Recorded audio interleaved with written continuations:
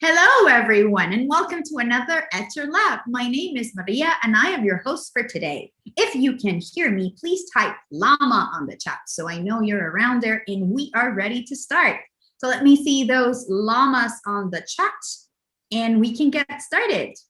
I am super excited to be hosting today's demo with Manelle Oliphant from Tails Fantastic, and we're going to have a great time today doing mermaids in watercolor. So it's going to be super, super cool. So let me see those llamas. Let me see those llamas. Yay! Awesome. All right. I see the llamas. Yay, we're live. Okay. So welcome, everyone. Welcome, welcome, welcome. We are going to be working today in watercolor. So if you want to follow along, grab your supplies.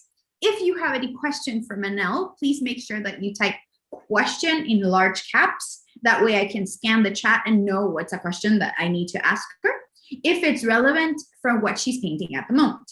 If it's not relevant, I'm going to save it for the Q&A portion at the end, or for another moment when I see that it is related to what she's doing at the moment. Please subscribe to our email newsletter as well. Hit that bell on our YouTube so you can get notifications of all of our live demos, and share this one with friends. As you know, we've been doing these a lot. If you don't know, we have a ton coming. So this is super exciting to have you all here joining us today. Now, before we get started with the demo, Manelle, would you like to give us a tour of your sketchbook? Oh, yeah. Awesome. Okay, this is the 2018 one. There's three. I have three. I'll show you one right now. So this is the first one I did. And the idea was just, was for Mermaid. I'm trying to make sure I don't hit the camera. And I just wanted to draw mermaids, obviously for Mermaid. And it's sort of like a field guide. So it's a fake journal entry where I pretended to go around the world. And every day we saw some mermaids, and I would draw them and write about the mermaids that I saw. So if you follow me on Instagram, you've probably seen a lot of these. Yeah, so it kind of took off. So it was really fun. So I did it again in 2019 and in 2020. I don't know if I'll do it again this year. We'll see what happens. But yeah. So this is, I'm going to kind of go over in the, what's it called? The mini workshop. Yes. How I put together these pages and like figure out the compositions for them. And then we'll also be painting. So, so if you want to know like how I decide where all the little like things go that get taped on and the text and stuff like that, that's what we're going to kind of go over. Awesome. They're so detailed. I could spend hours staring at these. Oh, thank you. Of that one. So, yeah. Awesome. Then if you're all painting along, grab your supplies and let's get started. Oh, before we start though, let us tell us what your supplies you're using so people can get a refresher. So I have the set of etcher brushes. These guys that I'm going to be using. I'll try to tell you which one I'm using. If I forget, you can ask me. And then I just have some water. This, you probably will want to know, is not toilet paper, although it could be. It's a paper towel that I like chopped into thirds. So I had 3 other pieces, and I just like it because it's so absorbent. So I, instead of like a sponge, I just use that to blot my brushes on, and I'll just use it, take away some of the roll if it gets too, too used, and then just keep going until the roll's gone. And then I'll pull out my next third, paper towel third, and keep going on that. So watercolor tip, I guess. And then I have just the Etcher mini palette, and the colors I have on it are just the basic primaries. I have ultramarine blue. I'm pretty sure this is Daniel Smith Undersea Green, a warm yellow. I don't remember what brand it is. That one's cadmium red, Alizarin Crimson. This is a purple, and the one in the middle is neutral tint, and a brown. I don't remember which brown it is. Sorry. And then over here is just a mixture I used this mini palette when I painted this painting before. And yeah, so these are just where I mix. So you'll see how I do that as we go. Perfect. And the paper I'm painting on is Arches 140-pound hot press paper. What size do you know? Say that again. What size? It came in just a 9x12 book. It's like a little notebook, not notebook, but paper pad. Yeah. And I just cut in half. So 6x9 is what size this is. Perfect. And then I printed the drawing with my printer. So yeah, that's how I do it a lot, is I'll draw the drawing. So the original drawing is right here in pencil. Mm-hmm. Then I scanned it and printed it. You can see the original is slightly larger than the printout. Oh, so you print on the watercolor paper. Yep, I just printed it right on the paper. I think the only real trick to that, besides figuring out how your printer works, is just making sure your printer has waterproof ink. I used to have a printer that didn't. It actually still worked, but the ink would like bleed a little bit, but I would still just paint on it anyway. But this printer, it's an Epson one, and the ink doesn't bleed when I paint on it.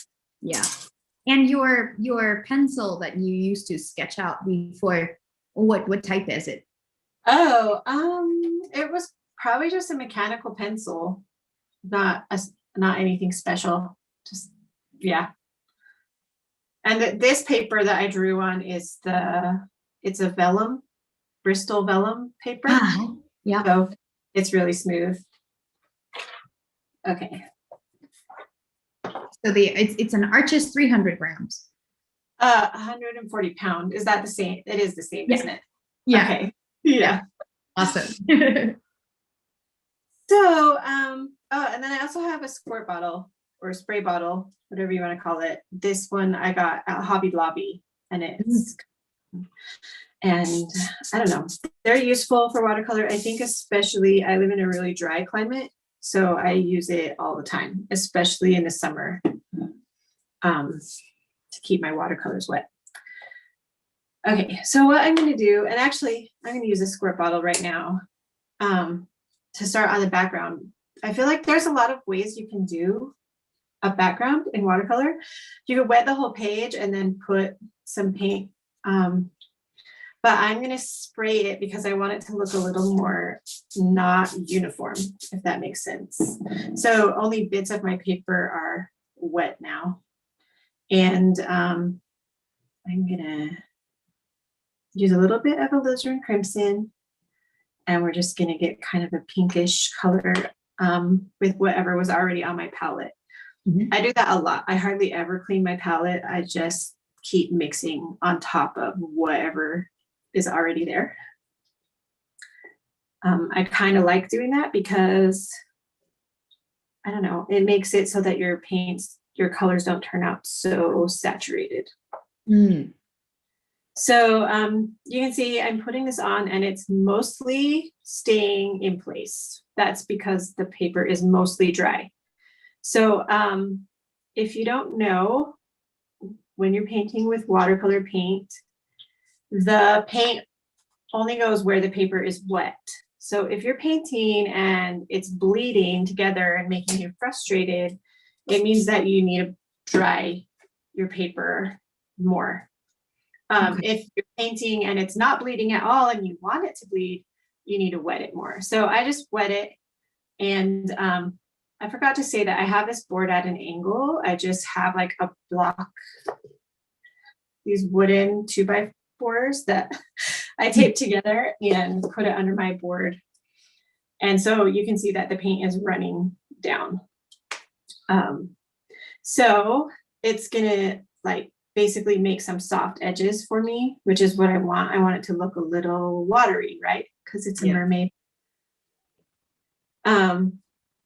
Okay, so the other thing that is useful to know about watercolor is about Mr. Bead. Someone else called it that, and I just call it that. But you have this like bead of water. Where that is, you can keep moving it down. So see how I did that? It didn't make like a streak, like a dry streak on the paper. If I let the bead dry and then try to pull it down, it makes a streak. Does that make sense? Yeah. I hope. So, so as long as that bead is there, you can keep going and it won't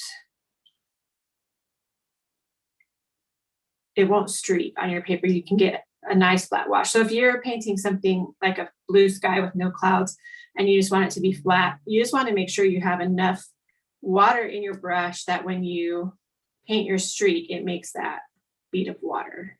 Oh, I see it. And so you can see that it's there. And as long as it's there, you don't have to panic. So you can see it's not running down the page because this part of my paper is dry.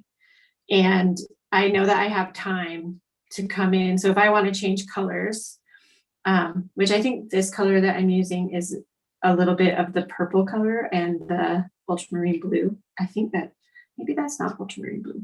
I don't know. Anyway, so you can see it just moved down. It didn't make a streak. But if I went back up here now where it dried already, so right there, no bead, and I go, actually it is still wet. Look, make a streak, it is still wet. But anyway, hopefully that makes sense to you. Yeah. So, and then I'm just, again, I just kind of want it to be kind of wild in the background. And so that's why I'm spraying it with the spray bottle as I go. Okay, it made a little bit of a streak that time, but it was still wet enough that it's not going. This is probably one of those moments where I'm not going to be able to do it wrong. If that makes sense.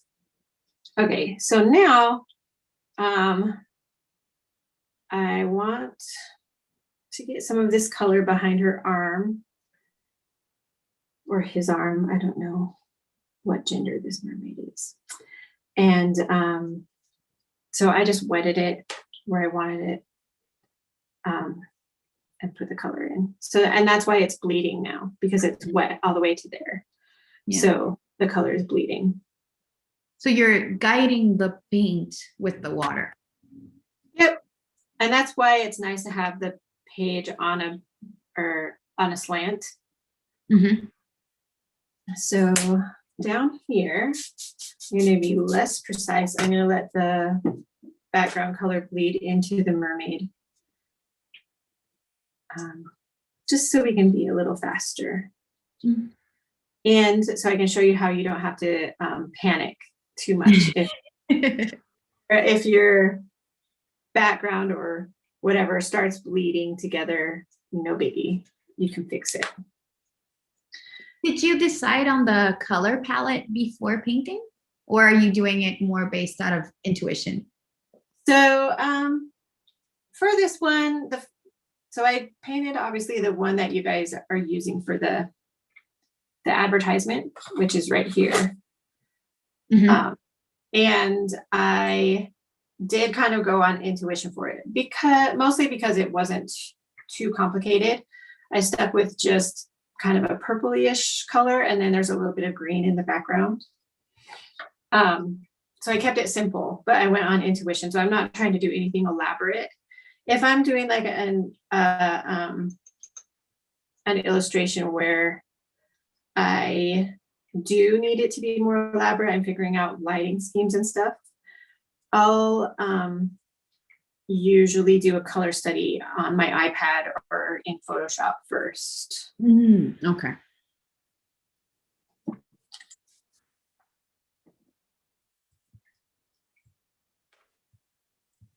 Okay. So when I started up here, you can see, almost see the line that was made. Can you guys see it on the camera?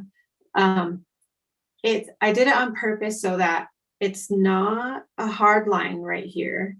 The paint ends right there, but I'm going to be able to go in and still blend it together. Hopefully that made sense? Yeah. You guys, sort of, so it doesn't end up with like a trap or like a thing that I need to fix later on where I'm like scrubbing out like my hard line to do. But you could fix it, or you can't. You can, it's hard. And sometimes hot press paper, I feel like, is less forgiving when you make mistakes like that to scrub out. But if you're on cold press, it scrubs out pretty easy. And why do you prefer hot press then? I like both. It just depends what I'm doing. I think when I'm trying to get more details, I like hot press. So if I'm working small, I feel like the cold press texture makes it so that you can't get as much, just like as detailed. So you kind of paint bigger with cold press. Right. If that makes sense. Or I don't know, less detailed. So when I'm getting into the mermaid eyes and stuff, it's just nice to have the flat,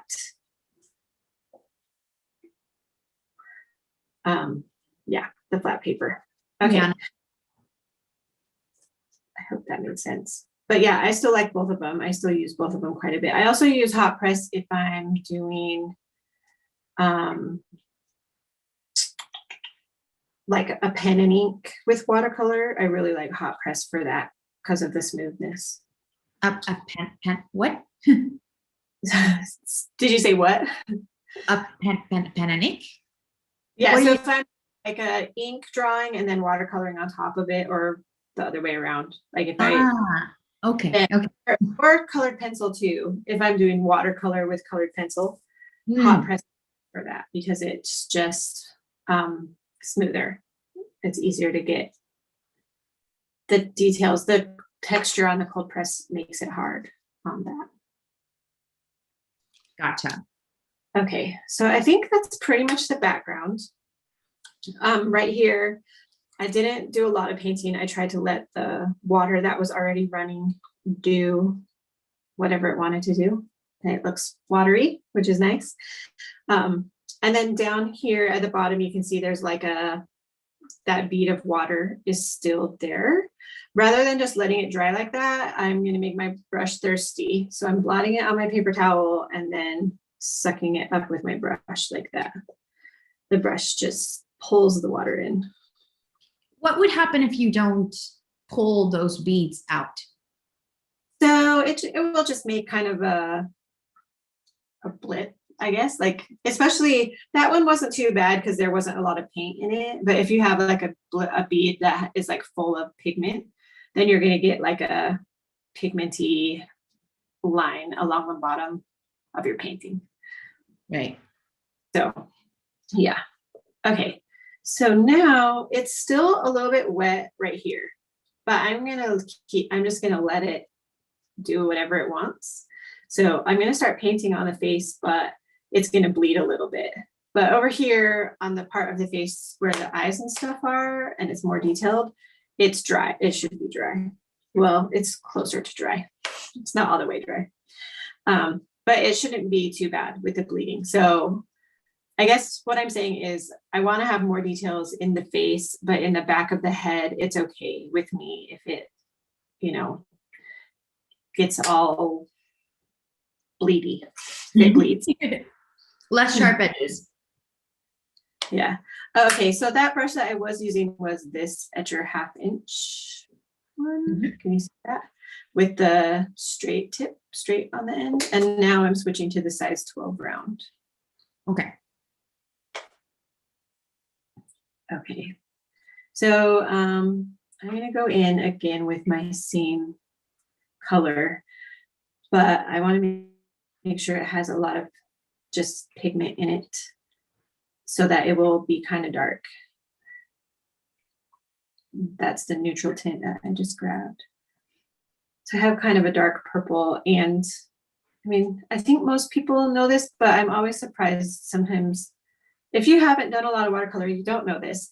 So the more water you put with your paint, the lighter it's going to be, and the more paint, the darker. And I'm wanting the mermaid to be darker now than the background was. So I'm loading this well up with a lot of paint and not as much water. It's a good reminder. Yeah. But I know that there's people that haven't heard, like, because unless someone tells you, you don't know. Exactly. Okay. So I'm going to go in and just start painting. I want the mermaid to have a lot of texture. So, and in my mind, I'm picturing that the light is coming from here. Okay. You see that? It's not in arrow, but anyway, so the light is coming from here. So I'm going to save lights on this side of the mermaid and put shadows on this side. Okay. And again, like, you know, this is kind of coming out of my head. If I was doing a bigger illustration, I would figure out everything digitally first. But when I'm doing the mermaid journals, it's pretty much, it's not all out of my head. I'll use photo reference and stuff. But yeah, it's still kind of intuitive out of my head, just because it doesn't matter as much, like if you're getting the lighting mood in those types of things. So I have a little bit of texture on there, and now I'm not going to do the whole face the same purpley color. I'm going to make it a little more red as we go forward. So I'm just mixing some red in with that same color I used before. And I'm going to keep painting some little dots.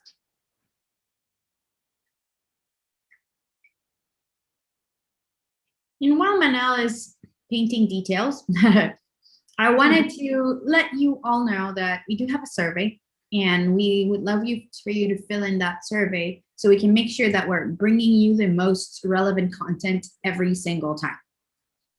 So I will drop the survey link on the chat.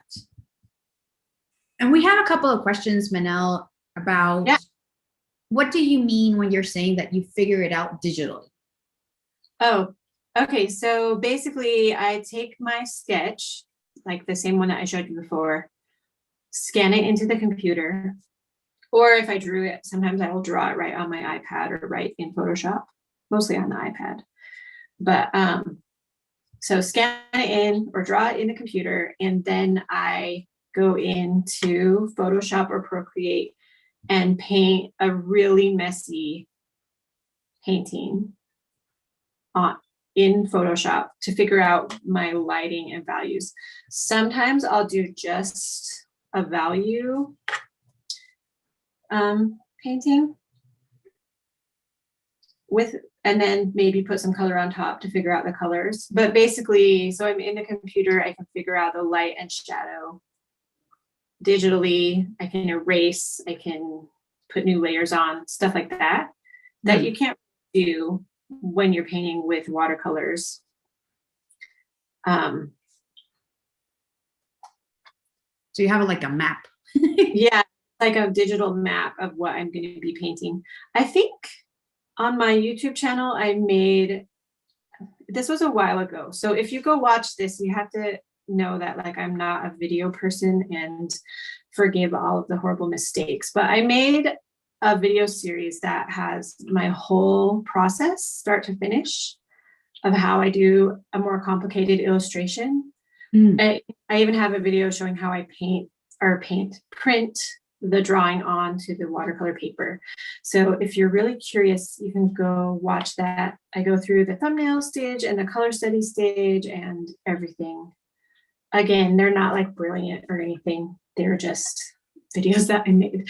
So anyway, that might help with that. Okay. Yeah, thank you. We also had another request, is if you can maybe zoom in a little bit, because it's hard to see details right now. Oh, yeah. Let me see if I can.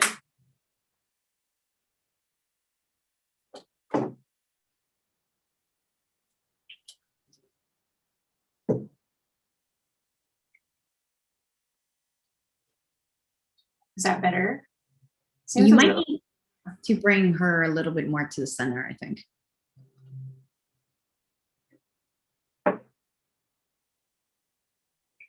Okay, sorry for the wiggling. Okay, hopefully that helps. It does look a little fuzzy on the screen, and I don't know why. I'm seeing it clear here. Oh, okay, good. Good, good. Okay. So this is kind of a mess. It's okay. It's when I go back in later on another layer, I can clean it up.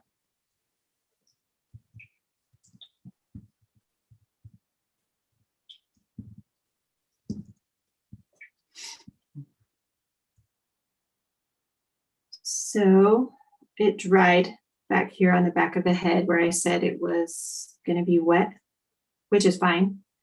But since I kind of want the mermaid to have a little bit of mistiness to it, I'm going to give it a little bit of a squirt with my squirtle.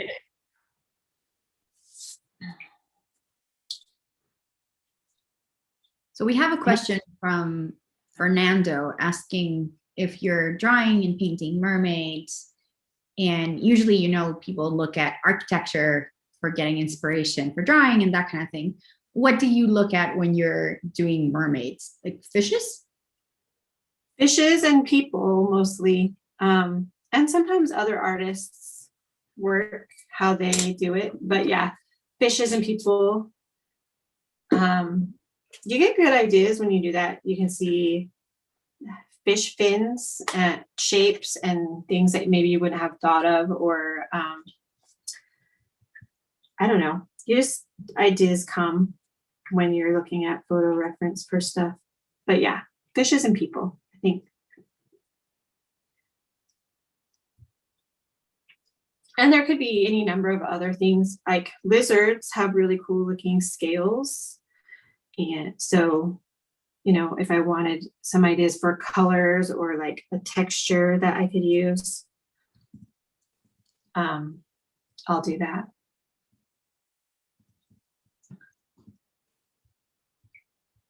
Just whatever comes to mind. Okay, so I'm going to leave that like that. I think it will look cool later on. It's going to dry lighter. Watercolor always dries lighter than you think that it will. And then that's wet, so it's running, but that's okay. So you're doing the darker parts first? So it sort of builds up in layers. So these are gonna, so I'm saving the whites. So you can see I didn't paint the white along that fin of her ear or whatever you want to call it. And again, along there, I saved it. But this is pretty much going to be the mediums. Okay. Because it's going to dry lighter than what it looks like right now, and it'll dry, and then you go, oh man, I thought I painted that darker, but I guess not.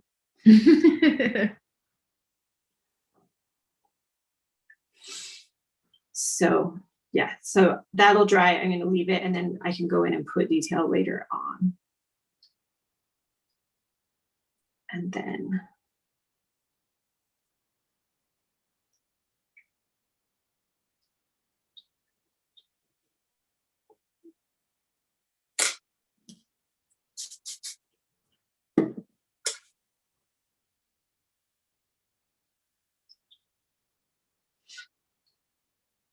now I think I'm just thinking I'm going to go in and get some of the shadows on the limbs and things, saving the whites again.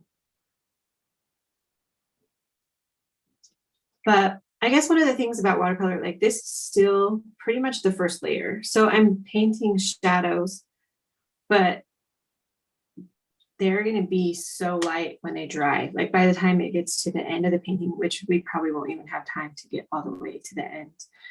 But these shadows are going to become the midtones or even lighter than the midtones, depending on how the painting shakes out. Well, we got 30 minutes left, so you still got time. Okay. We'll see what happens. Yeah. How far we get. Also, everyone, if you're enjoying Manelle's live demo right now and you're curious to learn more from her and actually dive deep you'll forgive the pun, dive deep into learning how to do one of those amazing journal pages that she showed at the beginning, please sign up to her mini workshop. It is on March 13th. Ooh, that's a complicated number. March 13th. And you will be able to learn directly from her, ask her more questions. That one is 90 minutes long and it's $5.50. So I'll be dropping that link on the chat so you can sign up. We have been known to sell out, so I recommend grabbing your seat as soon as you can.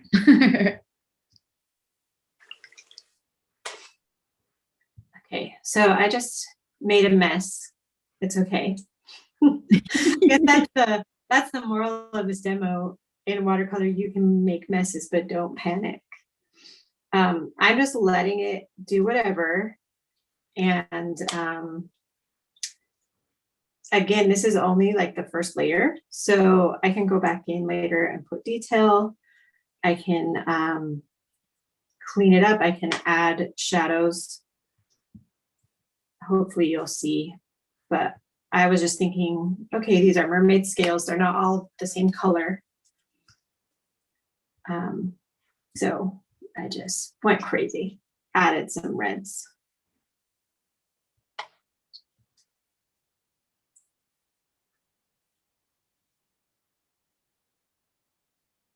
I'm basically painting wet and wet right now with this.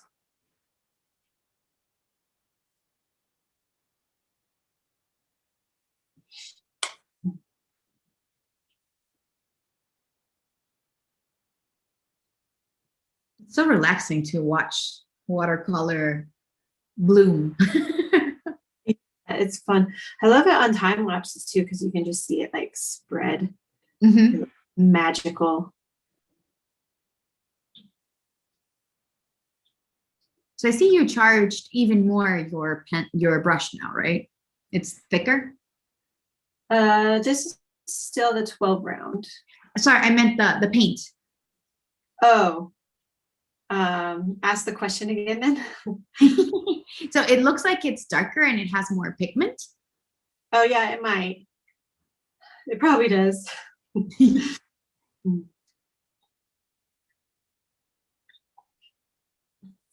Okay. So again, I kind of worked my way down the mermaid. There's a bead at the bottom. So I make my brush thirsty and suck up the paint. So, and if you saw, I painted a stripe. It was kind of like a wet stripe and it was dry. If I would have left it that way, like I probably painted it, you guys are like, what the crap is she doing? And now it looks more like it's still sort of there. So it looks like fins, but it's not as crazy as it was. Yeah. No streaking. Yeah. Although I guess in that case, I wanted it to have a little bit of streaking, which is why I painted the stripe first. But then while it was still wet, went in and smoothed it out. So it's a lot of edge control. Yeah. And I think the more that you do it, the more intuitive it gets. You kind of learn like when it's going to bleed and like how wet your paper needs to be, or dry. Mm-hmm. Do what you want to do.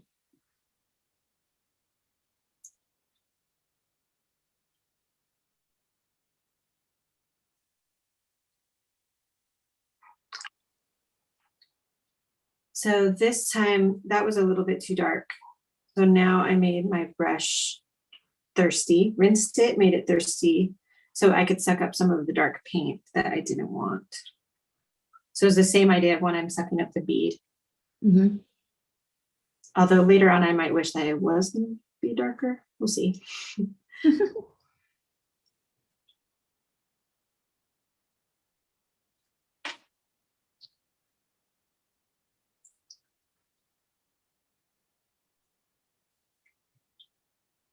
Okay.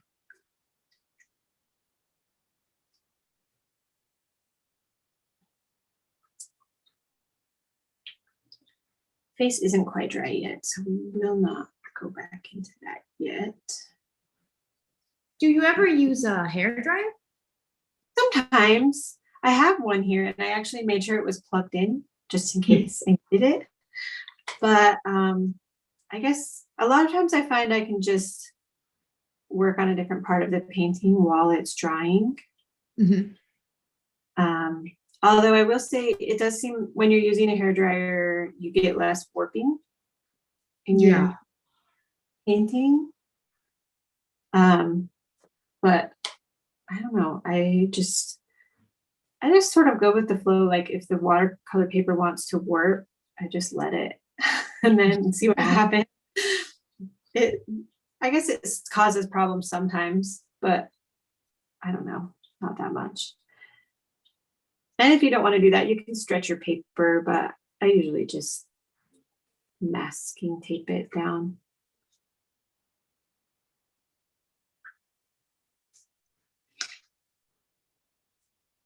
So this is kind of the second layer I'm working on now, which is going to add a little more shadow to what's going on. This is still really wet, so I'm not going to worry too much about getting details in right there, because if I do, it will bleed, and I'm now to the point where I'd rather that it didn't, at least in that specific area. Yeah.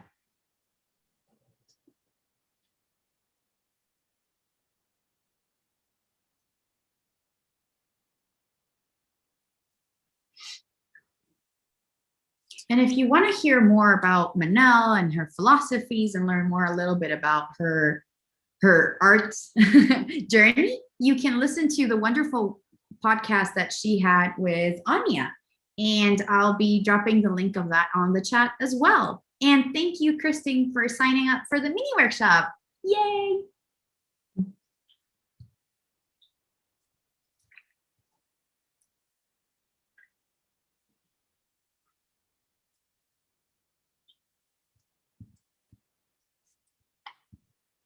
Sorry, hopefully you can see what I'm doing. I don't really know how to explain it. I'm painting lines. We can see it. Okay.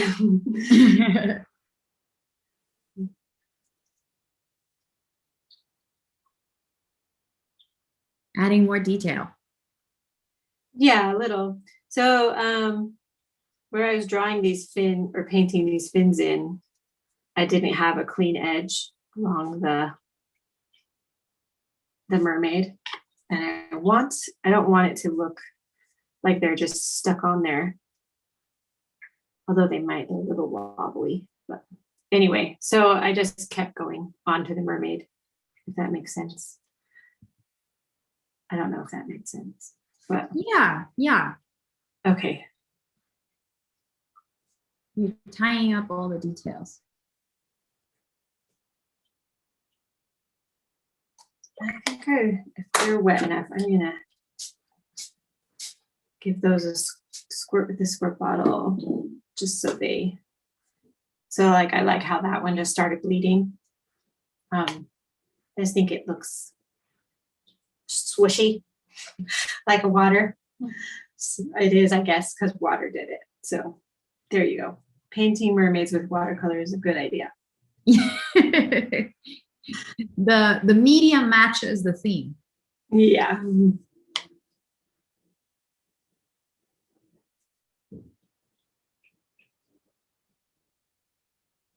So this is just to make it look a little more round. If the light was hitting the top, it would have a highlight down the front of her, and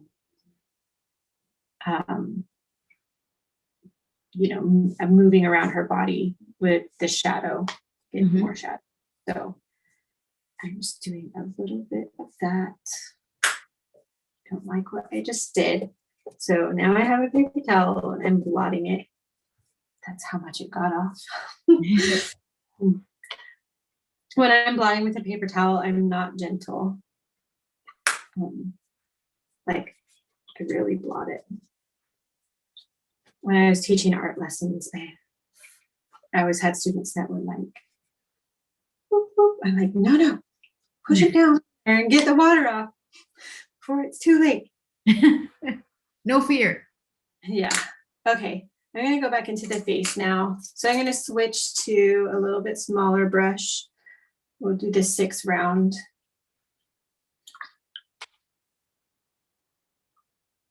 And see. I do want it to be quite dark.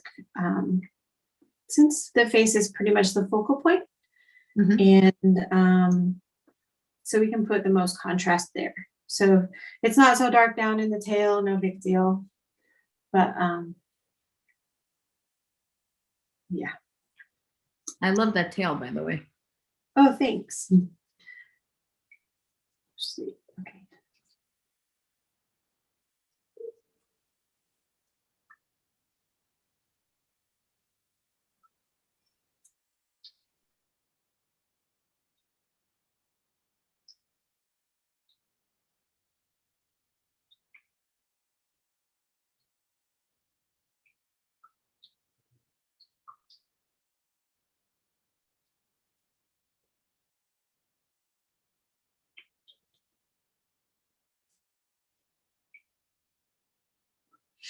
Since I put some bright red down on her tail, I'm gonna add some up in the face.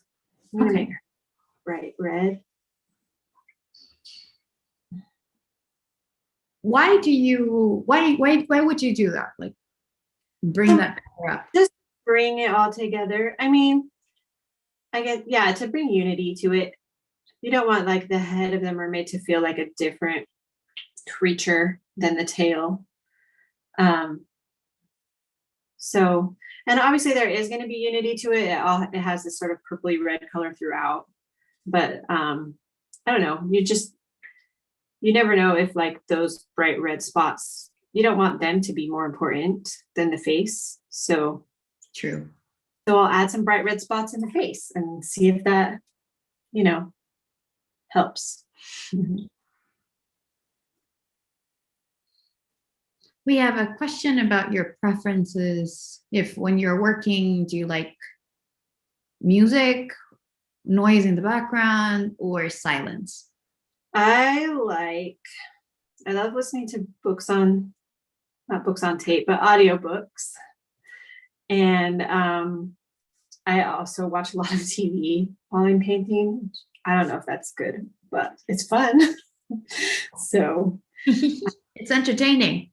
Yeah. And sometimes music. It depends on where I'm at in the process. If I'm trying to figure out something, bunch of thumbnails and compositions and stuff, then it's going to be music or silence. You're thinking. Yeah, for thinking. But if it's more to this stage, like technically I already have a color study because I already have one mermaid painted, and it's kind of more relaxing. I don't have to pay as much attention to what decisions I'm making, although you still want to pay some attention, obviously. But anyway, then it's TV or audiobooks.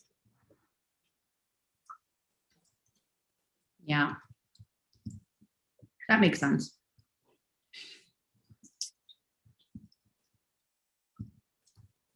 So you can see I'm doing more details now than I did before. Yeah, this is layer 3, right?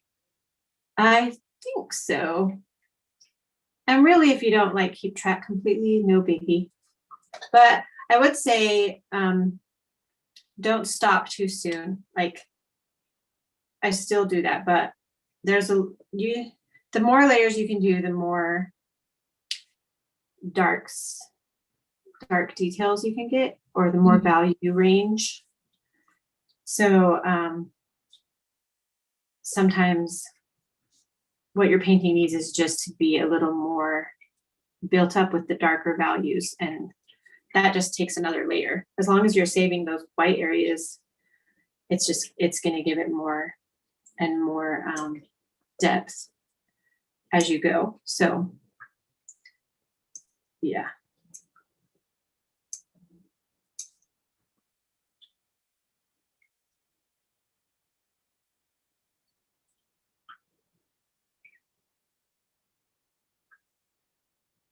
So this again is I'm thinking about my light coming in from here, hitting the top of her head.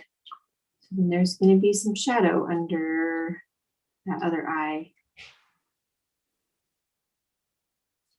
And it's pretty darn tiny, so it's not going to get a lot of detail.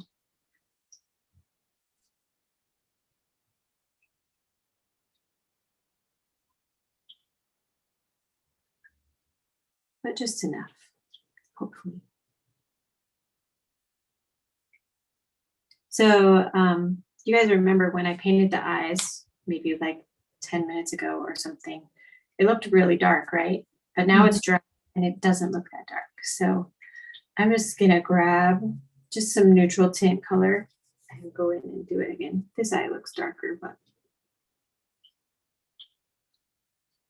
Yeah, watercolor is shifty like that. Yeah, it is.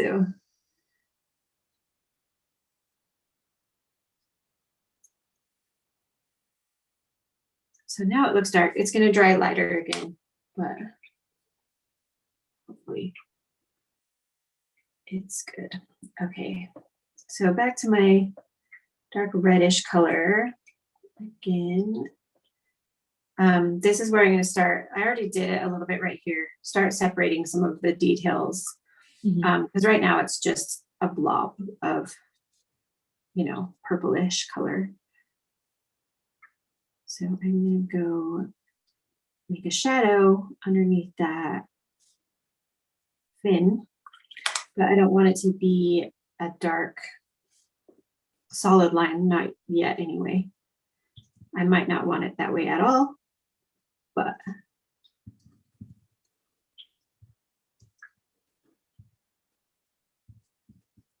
so there's that. And then back here where I let it go all crazy and just blend in, I can leave it like that, which could look pretty cool. But for the demo, I'm going to show you, you can go in and you add, now the paper's dry, it's not going to bleed anymore. And you basically just separate, you know, the fin, that's the back of her head, from the background.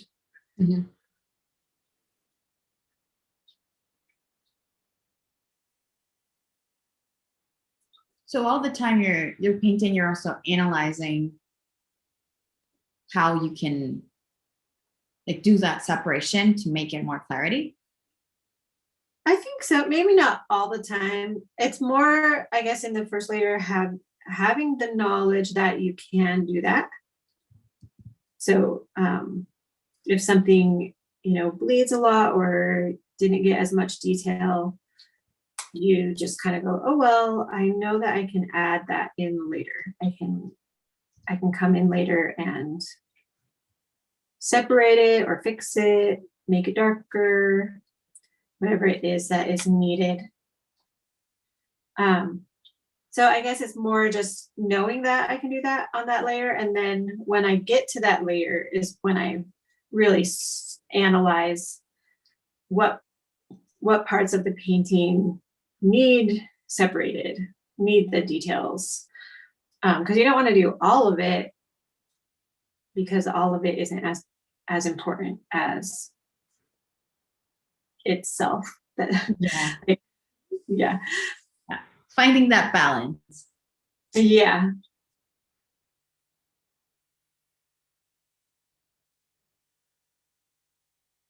I asked the question on the chat if people listen to music or what they were doing, and a lot of the answers are similar to what you were saying, depending the part of the process.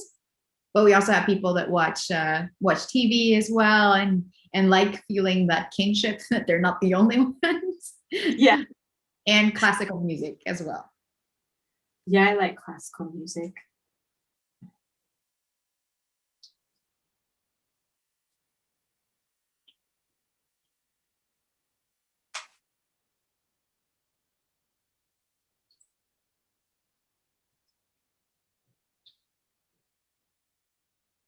So here again, I'm just adding that tiny shadow that's going to appear on the other side.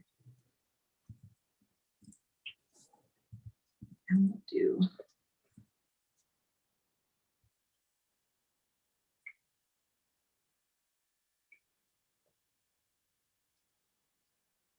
I'm amazed at how much detail you can get with that brush. Oh, yeah, I don't use the teeny brushes that much. As long as you have like a really good point, which Mhm. these do, then you can get really good detail with a pretty big brush, which is nice because it holds a lot more like paint in it than those teeny tiny brushes do. I guess the points do kind of wear out. So suddenly this brush that you've used forever, you'll find that you like can't get the detail with it. And then you know that it's time to get a new one. So.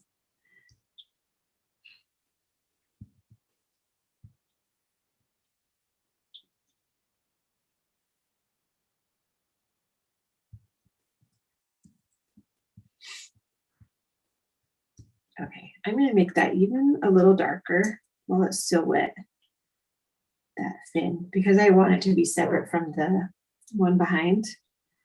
And since it's still wet, I can just go along the edge and let it bleed up. It looks crazy dark now, but it's gonna dry lighter.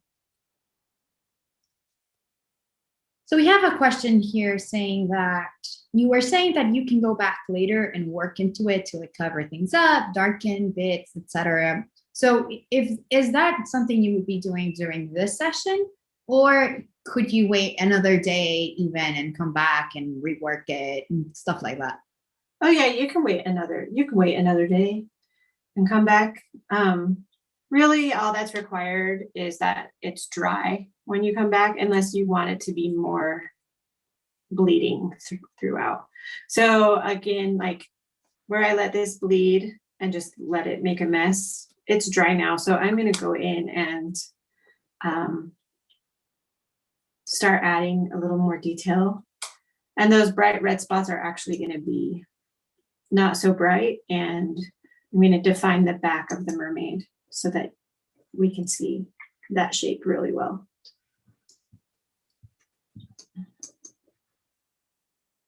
Try to decide, okay, we'll make it pretty dark so that it can match what I just did up there, which is still pretty dark. And with this one, so I'm not gonna spray it and let it go all crazy. I'm gonna control it a little more. And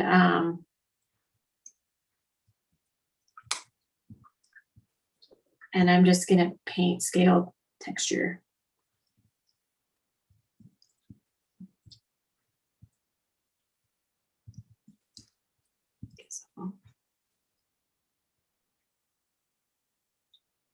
We were having a discussion here in the chat about acrylic and brushes. And how acrylics wear out brushes faster. Oh, do they? I didn't know. I haven't used acrylic since college because I had to. I liked them before that. And then I had like some assignments and then I hated them after the assignments. I don't know. It happened, but. So I see you're dotting here. Is that to make the scales? Yeah. So it's basically the little white areas that I'm saving out are going to be, I don't know, they're just going to make it look scaly.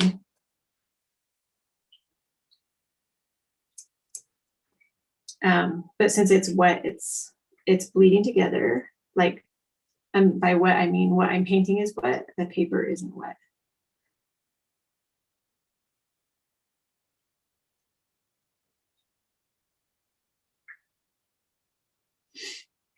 So hopefully you can see how that, like, it's like you can't even really tell. You can tell because you know I did it, that it was bleeding, and all of this back here is what came off of the mermaid when I painted it the first layer.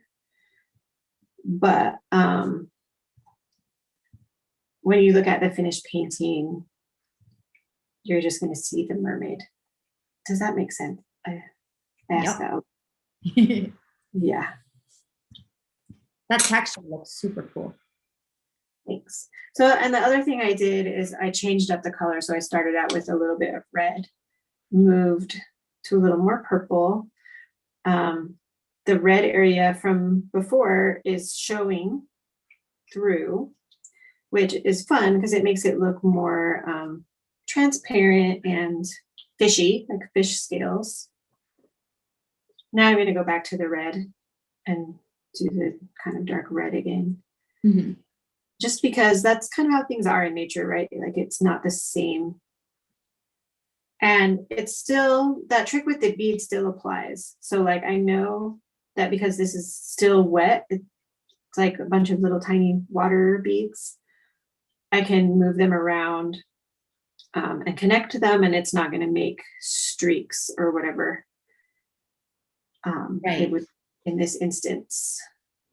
Yeah, the all famous water bead. Yeah.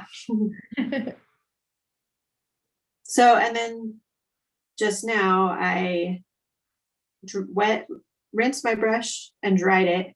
And now I'm using that color and kind of pulling it up. Mm-hmm. So getting lighter as I go around the mermaid's body this way. Rather than trying to mix a lighter color down here and paint it.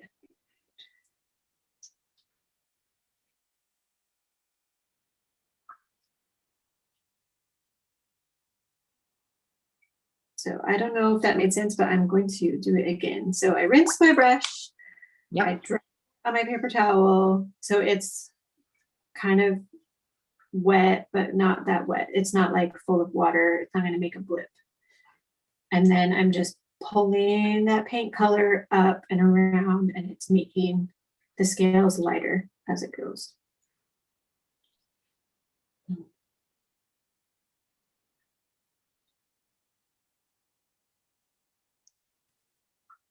Oh, I love that detail right now. Thanks.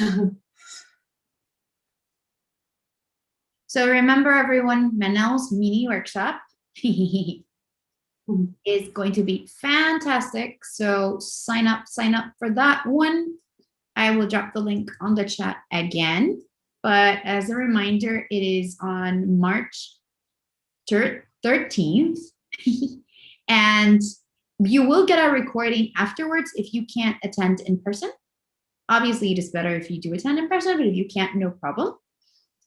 And the schedule is 3 p.m. LA time on March 13th. So go ahead and sign up. And like I said, we usually sell out of these pretty quickly. So make sure you don't miss your seat.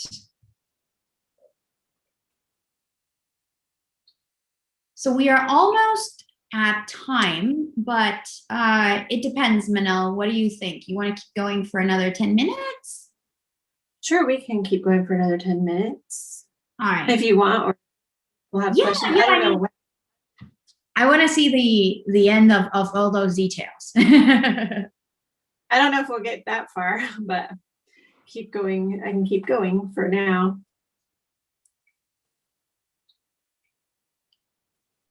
And we got more people signing up for your weenie workshop. So that's awesome. Thank you everyone for signing up. And thank you for supporting Manelle's work.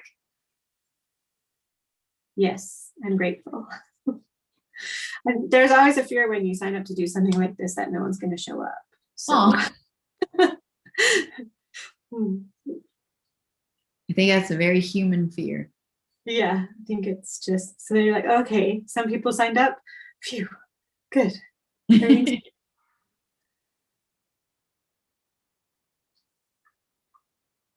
It's very soothing to watch you add that texture. Oh, thanks. Okay. So if we only have 10 minutes, I could work on the tail or the hands or more on the face. What one should I? Ooh, all right. More detail to tail, face, or hands. What do y'all want?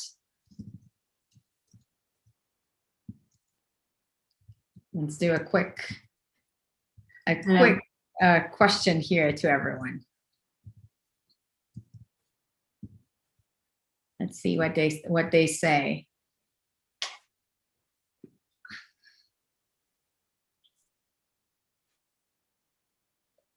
It's looking super nice.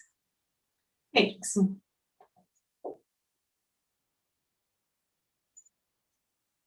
Yeah, and watercolor is really a great media for for wet things.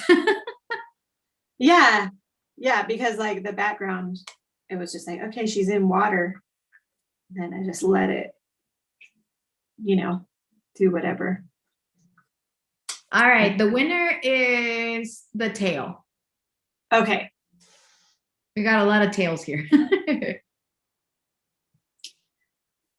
That's probably what I would have done in real life, because usually I just work from top to bottom, and then I'll work from top to bottom again on the next layer and again. So obviously missing certain things. I didn't do the hands as we went down, but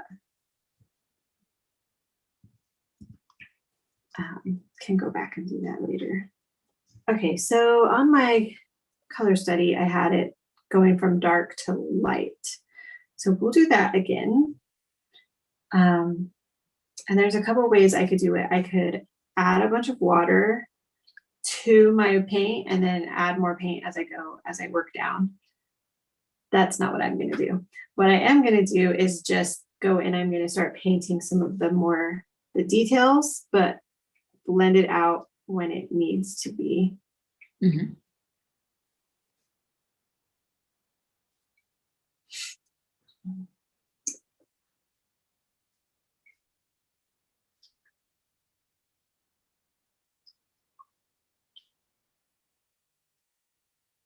I think it would be nice to get some more of that reddish, bright red color in.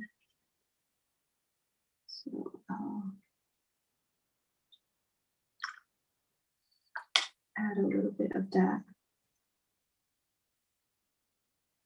How long did the other mermaid take you?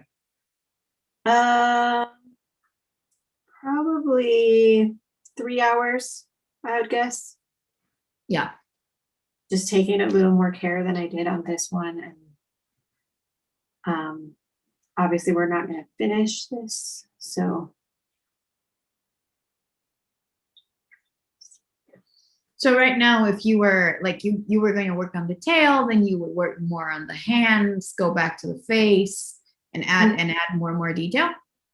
Yep, pretty much. Yeah, and just going in and separating some of the back, not the background, but separating, like in the head. You can't see that right now. In the head, it's all just still a blur right here. So I'd probably go in and add detail or add shadow to certain areas so that you could see the just the differences between like her fin layers and stuff like that. So since the tail is still wet, but it's not sopping wet, I go in and add some of these lines and they are blending together, which is nice. And I think maybe I'll leave that back part lighter because it's disappearing into the water. So it will make it look like it's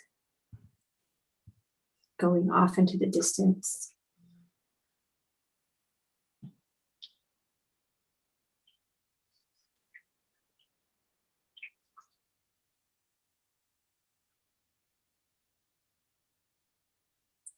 And really for this, the hands would be a similar process, just instead of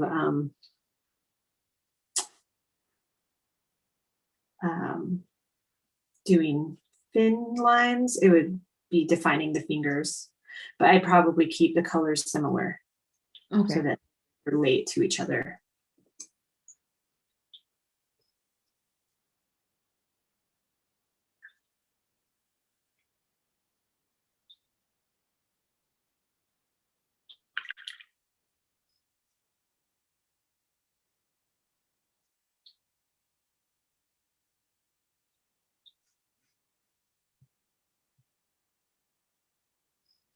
That red really makes it pop. Yeah, it makes it kind of fun, huh? And then, like I said before, it makes everything really, I'm really happy with how the red turned out in this area.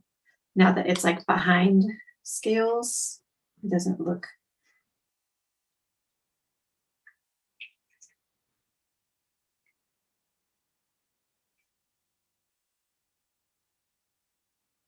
It doesn't look like spots like it did at the beginning. But it looks more deliberate. Okay, I think I'll call that good. Yeah. So, there's that. Yeah. Okay. I'll bring your face back so everybody can see your face.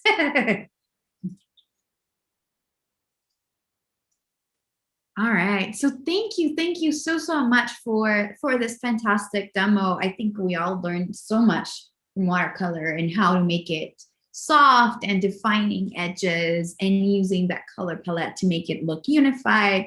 It was just such a great demo. So thank you so much for sharing your art with us. And I am really looking forward to your mini workshop. I'm sure that everybody has signed up already, is going to learn a ton. If you haven't signed up, sign up. And if you are part of an organization and you want a private workshop, you can contact us at hello@etchrlab, and we'll get back to you with more information. Please tag us on Facebook, on Instagram, when posting the art you made during the demos and the mini workshops. You can use the hashtag #EtcherMiniWorkshop. And thank you so much for joining us today. I don't know, Manelle, if you want to add a few words before we finish. I don't think so. Just you're welcome and thank you. Thanks for having me, and you're welcome. I guess. Thank you so much. We are getting great feedback on the chat in the YouTube. People loved it. They enjoyed it immensely. They think it was so good and it looks great. So just making sure that you hear that. They really enjoyed it.